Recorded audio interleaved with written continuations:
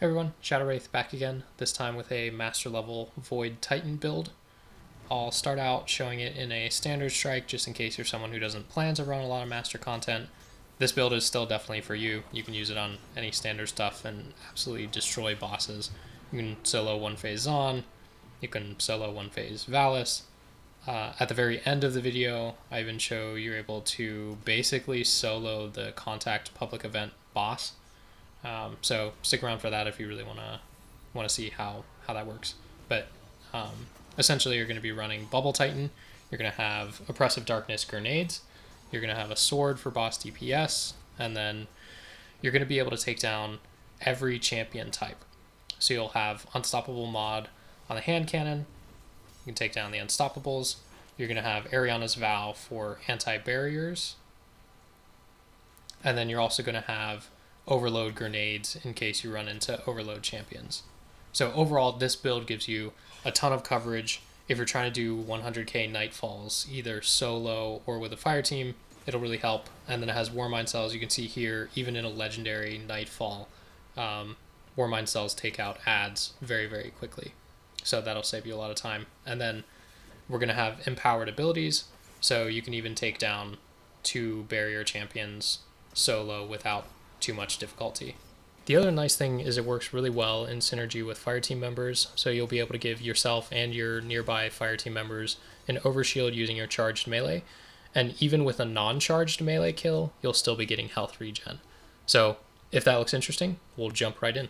For subclass, we're going to be running Top Tree Sentinel, Code of the Protector.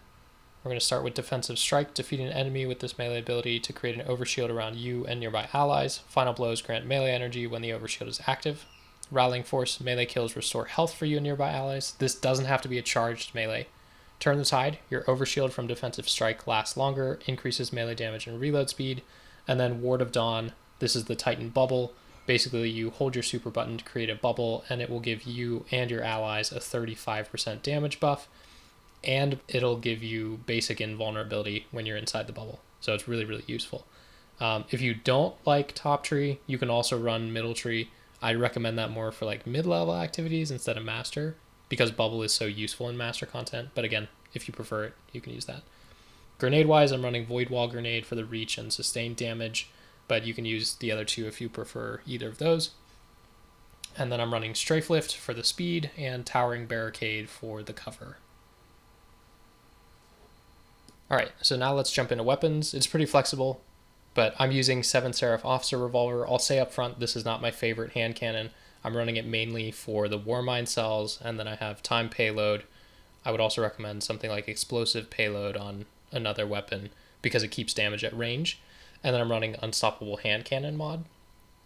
If you don't have the 7 Seraph Officer Revolver, or you don't like it, you can totally run any other hand cannon with Unstoppable mod, like True Prophecy would work. Or you can run a pulse rifle like Sacred Providence or Blast Furnace. Basically, you just want something here that can run Unstoppable mod. And if you don't want warmind cells, doesn't have to be this 7 Seraph Officer Revolver. And then for energy slot, I'm running Eriana's Vow for the anti-barrier.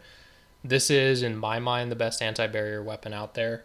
It's got long range, it can take out adds very easily, and it just has very, very good one-shot damage. So, highly recommend that. If you're running with a team that either is not facing anti-barriers or doesn't need more anti-barriers, you could run something like Infinite Paths 8 with an Unstoppable mod, and then combine that with like Izanagi's Burden in your Kinetic Slot. So that's a good option. And then from a heavy, we're running the Falling Guillotine Sword. Whirlwind Blade Rapid Strikes increase this weapon's damage for a short duration, and then Relentless Strikes landing 3 light attack hits within a short time grants sword ammo. For guard, I'm running Swordmaster's Guard for the increased charge rate. This is up to you, whichever you prefer. And then the blade, again, is up to you. I'm running Enduring Blade just for the extra ammo, because then when you're jumping around clearing adds, it helps. This sword does so much damage anyway. You can run Jagged Edge if you want a straight DPS option, though. And then I'm running Boss Spec because it's my main boss DPS weapon. I know it's getting a quote nerf.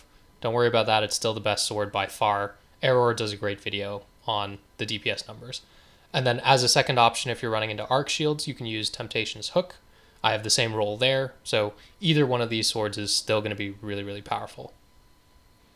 All right, dropping down to artifact, you want Oppressive Darkness, causing damage with a Void Grenade, adds a weaken effect. It's like a free tether, basically. Overload Grenades, Void Grenades grant disruption. That's how you can deal with them. And then you can run Breach Resonator if you want. I'm not using it here, but it's an option. And then Unstoppable Hand Cannon, Unstoppable Burst, and Enhanced Sword Scavenger. Let's jump over to armor. We're going to be running Taking Charge, become charged with light by picking up an orb, sword ammo finder, special ammo finder, and a minor resist. For the charge with light, we're running Protective Light. While charged with light, you gain significant damage resistance when your shields are broken. This helps you stay alive. Enhanced Hand Cannon Loader, because we're running double hand cannon, and then a discipline mod for quicker grenades. And then our exotic, we're running Heart of Inmost Light. This basically gives you empowered abilities. So using an ability, grenade, melee, or barricade empowers the other two. Empowered means abilities have faster regen, roughly 50% faster. Melees and grenades do more damage, about 30% per stack. Then I'm running overload grenades, sword reserves, and a discipline mod for better grenade recharge. If you don't have Heart of Inmost Light or you prefer a different exotic, you could run Helm of Saint 14 for the bubble. You could also run Doomfang Pauldron. That's good for lower level stuff or mid level. It's good for the roaming super. And then if you're running middle tree, I'd recommend Ursa Furiosa. So these are again different options if you want to run other things, but I would recommend Heart of Inmost Light for this. Then I'm running Loosened Blade. When charged with light, dealing damage with a sword gives you increased sword damage for 5 seconds. And then I'm running Special Ammo Scavenger, Enhanced Sword Scavenger, and Arc Resist. To get the greatly increases charge rate for the swords, you need a second arc mod. And then Righteous Mark Global Reach for the warmind cells, Oppressive Darkness for the extra damage, Special Finisher to get the ammo for Eriana, and then Major Resist for the increased resistance. If you're not running warmind cells, you can switch those two out and instead run Precision Charge instead of the Major Resist and Global Reach. This will charge you with light for rapid precision kills with hand cannons, like Eriana's Vow. These next few clips are running through a master level Nightfall with a fire team, so you'll get a chance to see the build in action. But again, a summary of what's going on. You have Bubble Titan for a 35% damage increase, Oppressive Darkness Nades for a 30% damage debuff. You'll be able to deal with all champion types, Anti-Barrier with Eriana's, Unstoppable with your primary, and Overload with your grenades.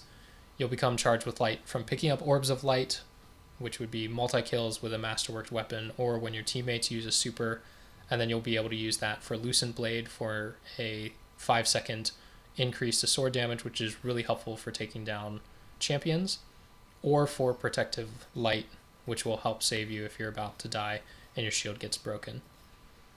You'll have empowered abilities, which means about a 30% increase to your grenade damage and a 50% increase on ability regen speed. And then you have a charged melee ability that will give you and nearby allies an overshield, and a non-charged melee attack that when you get kills will give you a bump in health and start health regen immediately. Hopefully you enjoyed this video. That's pretty much all of the content. Feel free to watch through the rest of this boss fight if you would like. And then afterwards, I have an example of taking down the Contacts public event boss, essentially solo, using the Titan Bubble and Oppressive Darkness. One final note, in this particular Nightfall strike, if you're trying to run it solo, I'd recommend probably using Temptation's Hook instead of Falling Guillotine because there are so many arc shields. But in this case, since I'm running with a great fire team, they're running arc weapons, and then I'm just using Falling Guillotine for the higher DPS numbers. If you haven't run master level content before, it's definitely worthwhile, especially later in the season when you get more artifact power level.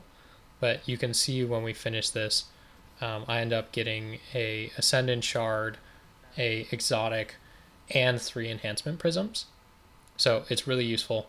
Highly recommend these for getting masterwork materials. That's it for the guide and the commentary. If you have comments or recommendations on things you enjoy running, feel free to drop them in the comments below.